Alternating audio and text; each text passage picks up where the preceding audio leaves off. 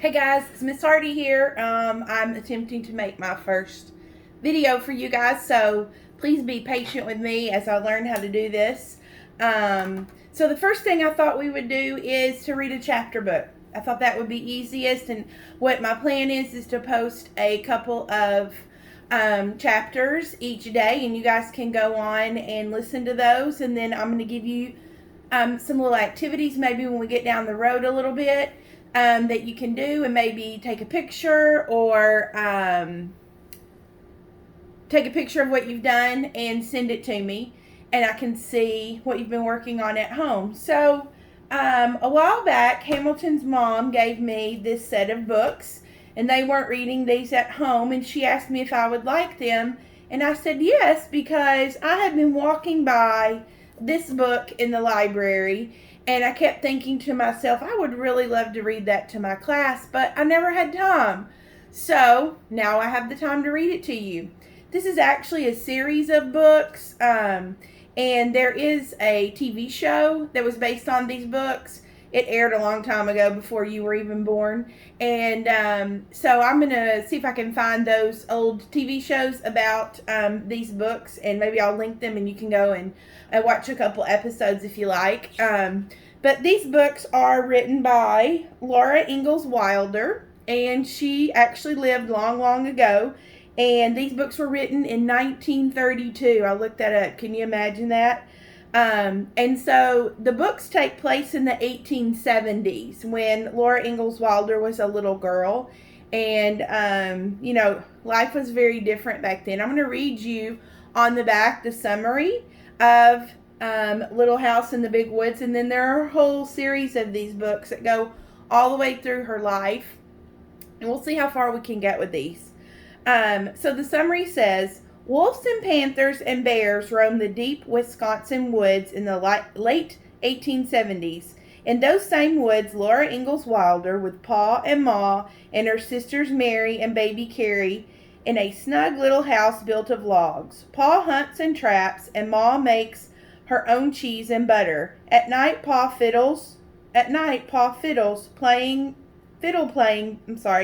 brings the family together around the cozy fire. And then it lists all the other books that are in these series. So I'm going to go ahead and read the first chapter. There's some really neat information here. This shows the family tree of Laura Ingalls Wilder. If you get curious, you can Google that. I bet you can find that information on the internet, her family tree.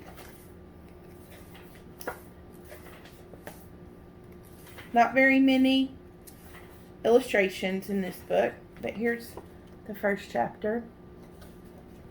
Okay, it says, Little House in the Big Woods. Once upon a time, 60 years ago, a little girl lived in the big woods of Wisconsin in a little gray house made of logs. The great dark trees of the big woods stood all around the house, and beyond them were other trees, and beyond them were more trees. As far as a man could go to the north in a day, or a week, or a whole month, there was nothing but trees. There were no houses. There were no roads. There were no people. There were only trees and wild animals who had their homes among them.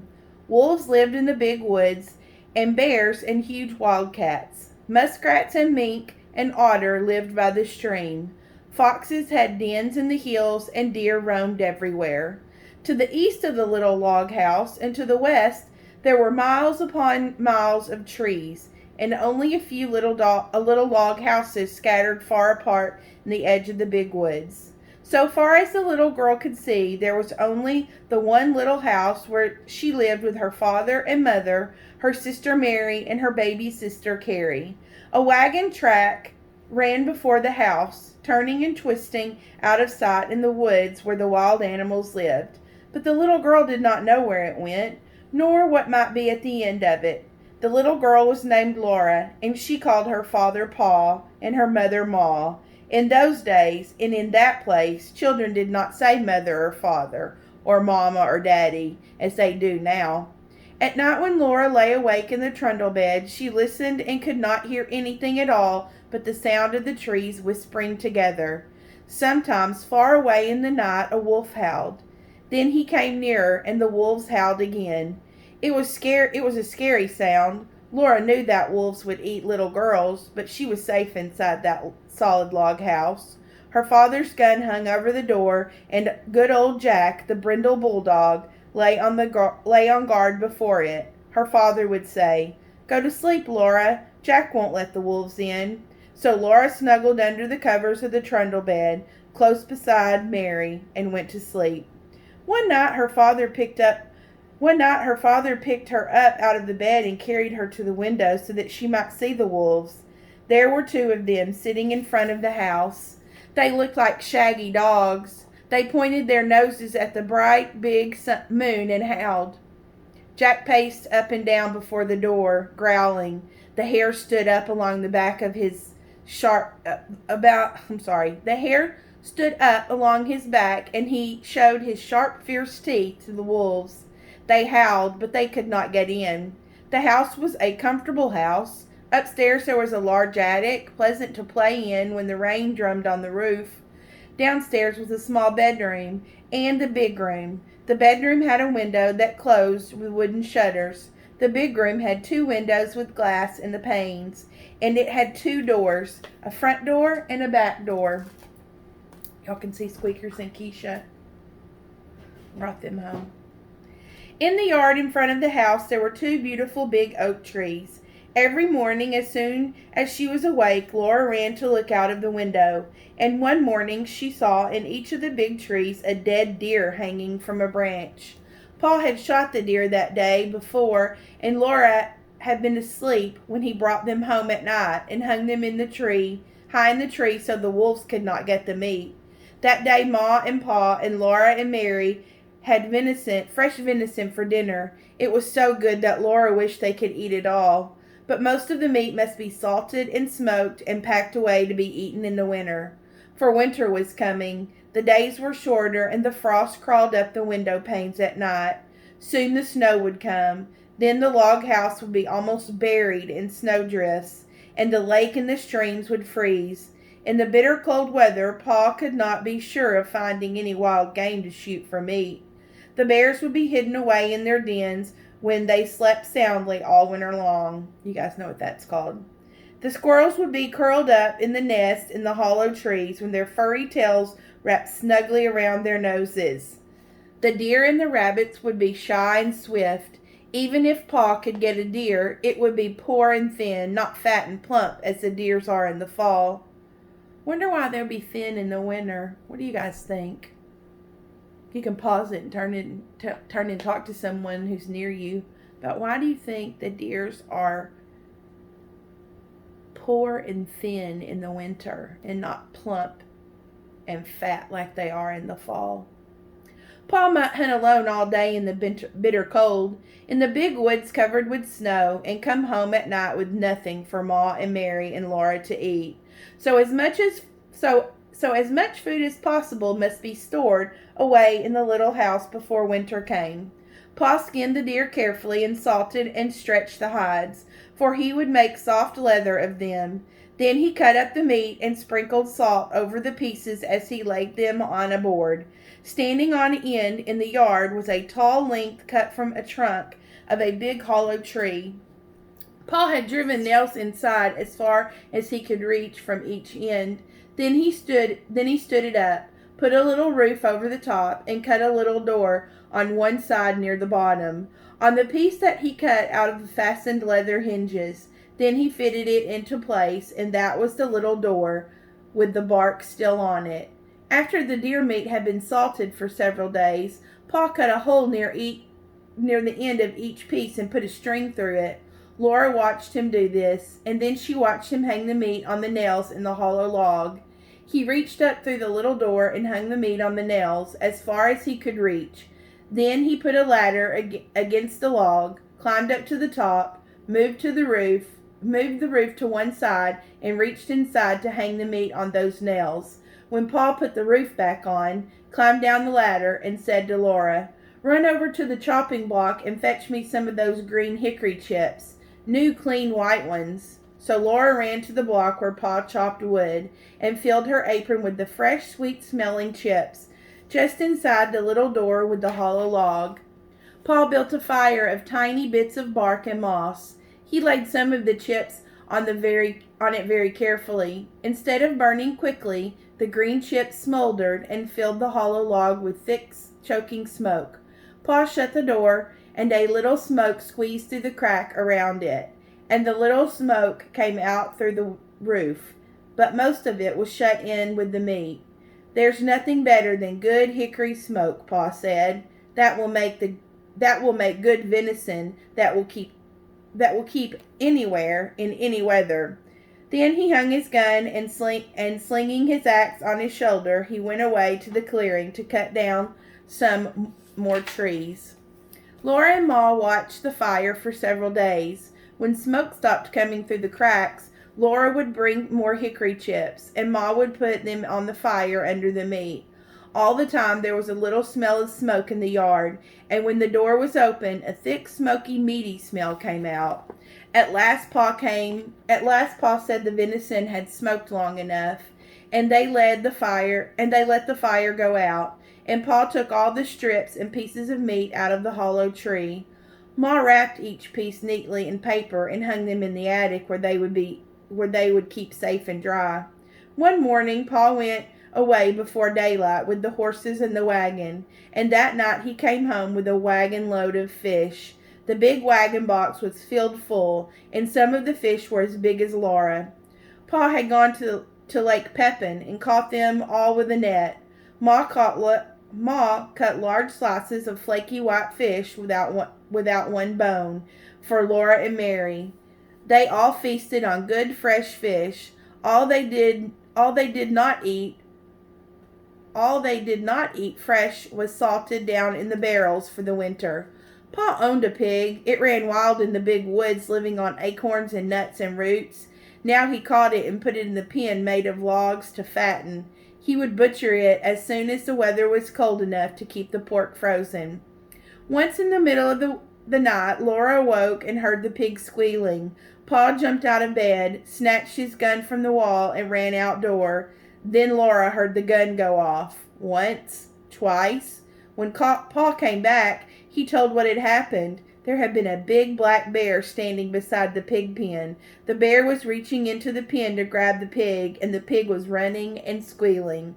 Pa saw this in the starlight and fired quickly, but the light was dim, and in his haste he missed the bear. The bear ran away into the woods, not hurt at all. Laura was sorry Pa did not get the bear. She liked bear meat so much. Pa was sorry too, but he said, "Anyway, I saved the bacon."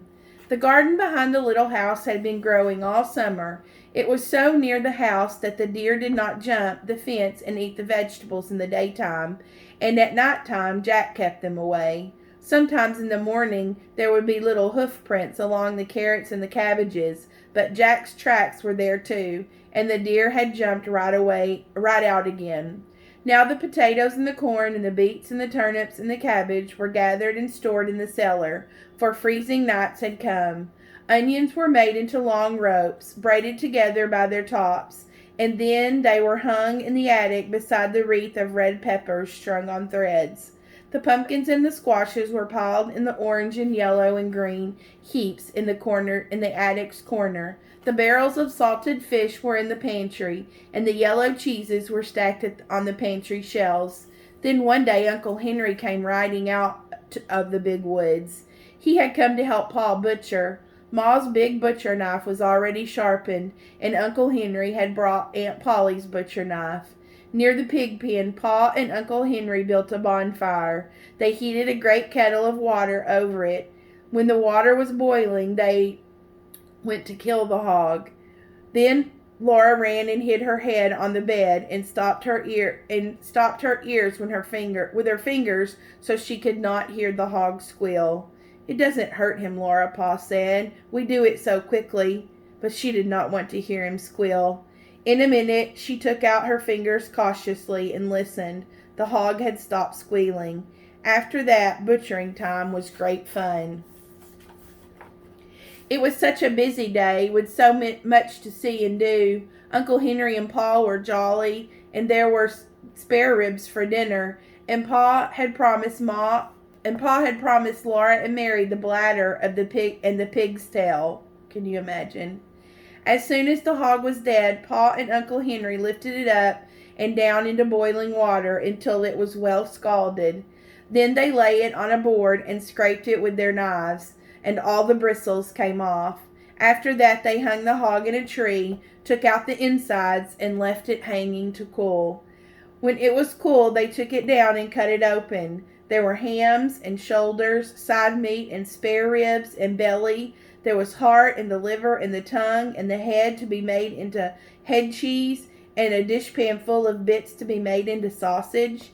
The meat was laid on a board in the back door shed, and every piece was sprinkled with salt. The hams and the shoulders were put to prickle and brine, for they would be smoked like the venison. Venison in the hollow log. You can't beat hickory cured ham, Pa said. He was blowing up the bladder, and made a little white balloon, and tied the end thing with a piece of string, and gave it to Mary and Laura to play with. They could throw it in the air and spat it back and forth with their hands, or it would bounce along the ground and they could kick it. But even better fun than the balloon was the pig's tail. Maybe y'all should ask for a pig's tail next Christmas. You can put that on your list, like a pig's tail. Pa skinned it for them carefully, and into the large end he thrust a sharp stick. Pa opened the front of the cook stove and raked hot coals out of the iron hearth. Then Laura and Mary took turns holding the pig's tail over the coals. It sizzled and fried, and drops of fat dripped over it and blazed on the coals. Ma sprinkled it with salt. Their hands and their faces were very hot, and Laura burned her finger, but she was so excited that she did not care. Roasting the pig's tail was such fun that it was hard to play fair, taking turns. At last it was done. It was nicely browned all over, and how good it smelt. They carried it into the yard to cool it, and even before it was cool enough, they began tasting it and burned their tongues. They ate every bit of the meat off of the bone, and then they gave the bones to Jack. And that was the end of the pig's tail. There would not be another one until next year. Uncle Henry went home after dinner, and Pa went away to his work in the big woods. But for Laura and Mary and Ma, butchering time had only begun. There was a great deal for Ma to do, and Laura and Mary helped her. All that day and the next, Ma was trying out the lard in the big iron pots on the cook stove. Laura and Mary carried wood and watched the fire. It must be hot, but not too hot, or the lard would burn. The big pot simmered and boiled, but they must not smoke. From time to time, Ma skimmed out the brown cracklings. She put them in a cloth and squeezed out every bit of lard. Y'all know what lard is? It's like fat. So like when you eat a piece of meat and it has that fatty part on it, that's the lard. Back then people used that to fry things when they were cooking.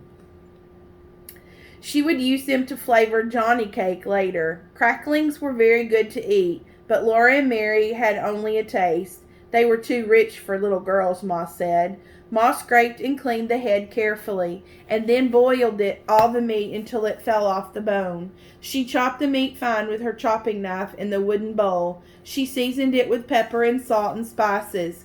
Then she mixed a pot liqueur with it, and set it away in the pan to cool. When it was cool, she would cut it into slices, and that was head cheese. The little pieces of meat, lean and fat, that had been cut off the large pieces. Ma chopped and chopped until it was all chopped fine. She seasoned it with salt and pepper and with dried sage leaves from the garden. Then with her hands she tossed and turned it until it was well mixed. She molded it into the balls. She put the balls into a pan out in the shed where they would freeze and be good to eat all winter. That was the sausage. When butchering time was over, there were sausages and head cheese and big jars of lard and a keg of white salt pork out in the shed, and in the attic hung the smoked hams and shoulders. The little house was fairly bursting with good food stored away for the long winter. They're like little squirrels packing their food away.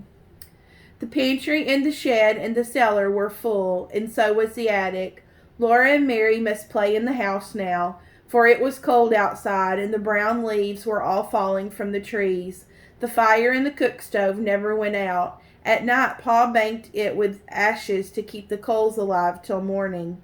The attic was a lovely place to play. The large, round, colored pumpkins made beautiful chairs and tables. The red peppers and the onions dangled overhead. The hams and the venison hung in their paper wrappings, and all the bunches of dried herbs and spicy herbs for cooking, and the bitter herbs for medicine, made the place a dusty, spicy smell. Often the winter howled outside in the cold and lonesome sound, but in the attic Laura and Mary played house with the squashes and pumpkins and everything was snug and cozy. Mary was bigger than Laura, and she had a rag doll named Nettie. Laura had only a corn cob wrapped in a handkerchief, but it was a good doll. She named it Susan. It wasn't Susan's fault that she was only a corn cob. Sometimes Mary let Laura hold Nettie, but she did it only when Susan couldn't see. The best times of all were at night. After supper, Pa brought his traps in from the shed to grease them by the fire. He rubbed them bright and greased the hinges of the jaws and the springs of the pans with a feather dipped in bear's grease. I wonder where they get the bear's grease from. There were small traps and middle-sized traps and great bear traps with its teeth in their jaws, and Pa would break a man's leg if they shut onto it. While he greased the traps, Pa told Laura and Mary little jokes and stories, and afterward he would play his fiddle. The doors and the windows were tightly shut, and the cracks in the window frames stuffed with cloth to keep out the cold. But Black Susan, the cat, came and went as she pleased. So there's the two girls playing in the attic. So their life's very, very different from our life today. So they had to do a lot of preparation so that they would have food to last the whole winter. They used every portion of the pig. So Black Susan, the cat, came and went as she pleased, day and night, through the swinging doors of the cat hole in the bottom of the front door. I've heard of a dog door, but not a cat door. She always went very quickly so the door would not catch her tail when it fell shut behind her. One night when Pa was greasing the traps, he watched Black Susan come in, and he said, "There was once a man who had two cats, a big cat and a little cat." Laura and Mary ran to lean onto his knees and hear the rest. "He had two cats," Pa repeated, "a big cat and a little cat. So he made a big cat hole in his door for the big cat, and then he made a little cat hole for the little cat." Then Pa stopped. "But why wouldn't the little cat," Mary began. "Because the big cat wouldn't let it," Laura interrupted. "Laura, that is very rude. You must never interrupt," said Pa. "But I see," he said, "that neither one of you has more sense than the man who cut the two cat holes in his door." Then he laid away the traps, and he took his fiddle out of his box and began to play. This was the best time of all. So there he is, greasing his traps. He's going to take those traps out and set them, and hopefully they'll catch some more animals. That is the end of chapter 1 of The Little House in the Big Woods. And if you want to listen to chapter 2, just hang on, and that will be available to you very soon. I miss you guys, and I hope you enjoyed the story, the first chapter, and I hope you hang in there and listen to the rest with me. So I'll see you in a bit.